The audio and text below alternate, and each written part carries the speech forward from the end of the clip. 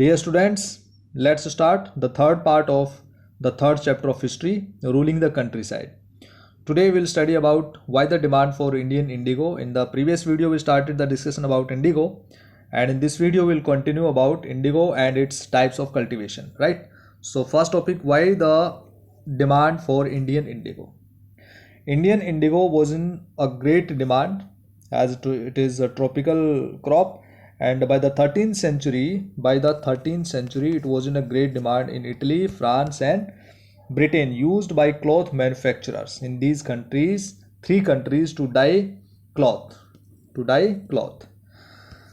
So, but it was only small amounts of Indian indigo reached the European market, and its price was very high. So price was high and it was reaching in a small amount in Europe. So definitely prices became very high. So the European manufacturers had to depend on another plant called woad. It was used as alternative of the indigo to make violet and blue dyes. Being a plant of the temperate zones, woad was more easily available in Europe, and it was grown in northern Italy and Germany, France, and some parts of Britain also. So it was easily available in Europe, and worried by the competition from indigo, wood producers pressurized their governments to ban the import of indigo. Means they had the fear that if indigo would come again and again, then would would less the means their demand, and they will get the loss. So they pressurized their governments to ban the import of indigo. But cloth dyers preferred indigo as dye because it was of good quality, as I told you, right? So they demanded indigo as a dye. They used to have more indigo for the different kinds of purposes to dye the cloth. So let's further. By the 17th century, cloth producers persuaded their governments to relax the ban on indigo import. Clear? So it was due to the less availability of good quality of indigo in Europe. So the French began cultivating indigo in Saint Domingo. Europeans also began cultivating indigo, French in Saint Domingo, Portuguese in Brazil, English, Jamaica, Spanish started the cultivation of indigo in Venezuela. You have to learn these 4 or 5 spots of indigo and the most of the things very important, that indigo plantations also came in North America, right? North American parts, the indigo plantations were started. By the end of 18th century, the demand for Indian indigo grew further. You can say, what is plantation? Yes, we will discuss what is plantation.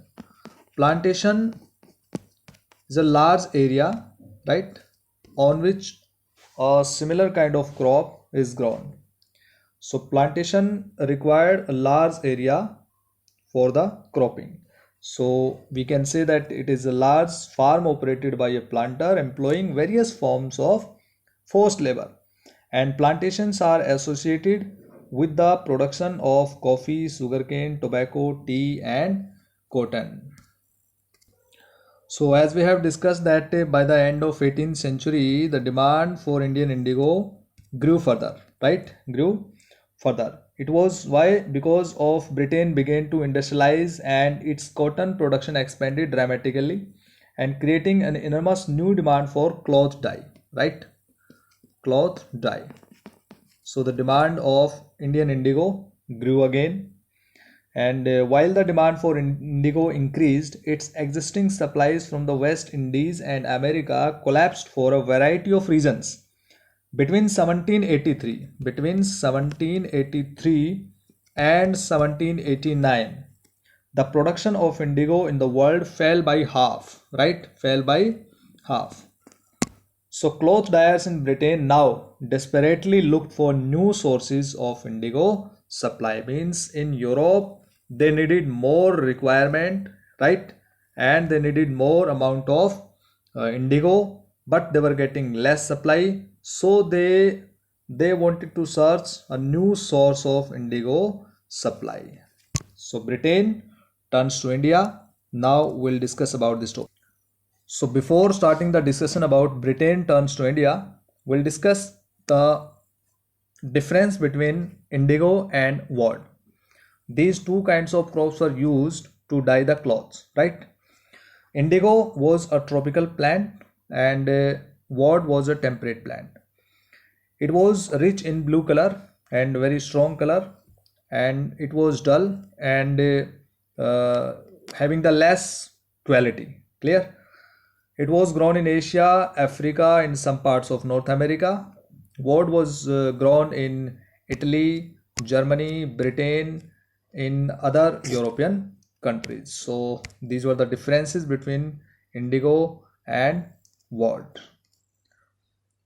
Britain turns to India. Faced with the rising demand for indigo in Europe, the company in India looked for ways to expand the area under indigo cultivation. So the simple thing that the British wanted to increase the production in India of indigo. From the last decades of the 18th century, indigo cultivation in Bengal expanded rapidly, and Bengal indigo came to dominate the world market. In 1788, only about 30% of the indigo imported into Britain. In 1788, only 30%. Clear? But by 1810, the proportion had gone up to 95%. So this was great increasing in indigo supply from India to Europe. As the indigo trade grew, commercial agents and officials of the company began investing in indigo production. They got big profit, and over the year many company officials left their jobs to look after their indigo business. Attracted by the prospect of high profits, numerous of Scotsmen and Englishmen came to India and became planters. Planters were the owners of the plantations, indigo plantations, and those who had no money to produce indigo could get loans from the company and the banks that were coming up at the time. So before going further, we have to look this figure. The slave revolt in San Domingo, August 1791, painting by January Sudowski. In the 18th century, French planters produced indigo and sugar in the French colony of Saint Domingue. In the Caribbean islands, the African slaves who worked on the plantations rose in rebellion in 1791, burning the plantations and killing their rich planters, because planters were the owners. In 1792, France abolished slavery in the French colonies.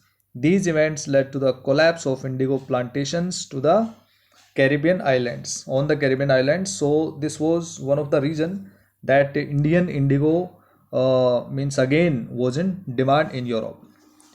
So now let's discuss how was indigo cultivated.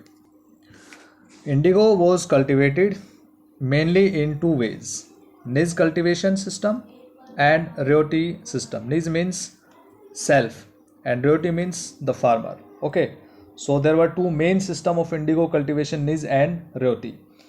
Within the system of niche cultivation, the planter produced indigo in lands that he directly controlled. He either bought the land or rented it from other zamindars and produced indigo by directly employing hired laborers. With the help of laborers, the planter used to grow the crop of indigo, and this was called niche plantation system or niche cultivation system of indigo.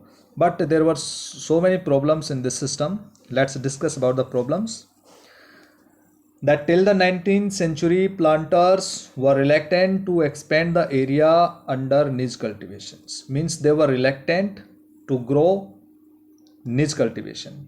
It means they were unwilling. Reluctant means unwilling. Means they didn't want to expand the area under niche cultivation. Why? The first reason was difficult to expand area. They were facing the difficulties to expand the area under niche cultivation. Indigo could be cultivated only on fertile land, right? And these were all already densely populated. Only small plots of scattered lands were available, and over the landscape could be acquired. Planters needed large areas in compact blocks to cultivate indigo in plantations. So, where could they get such land from? They attempted to lease in the land around the indigo factory and evict the peasants from the area, but this always led to conflict and tension. So, next reason is labor was not available in sufficient amount, clear, in appropriate amount. So, it required more labor, right? Various kinds of means laborers were required in this cultivation, but there was no availability of much amount of labors, so they were reluctant to expand the area. Next is required many plows and bullocks. You can imagine that in niche cultivation on a large scale also required many plows and bullocks. For example, 1 biga of indigo cultivation required 2 plows. 1 biga land required means 1000 bigas would need 2000, means 1 biga required 2, so 1000 bighas required 2000 plows. So it was very difficult to arrange these kinds of big amount of plows. Investing on purchase and maintenance of plows was a big problem.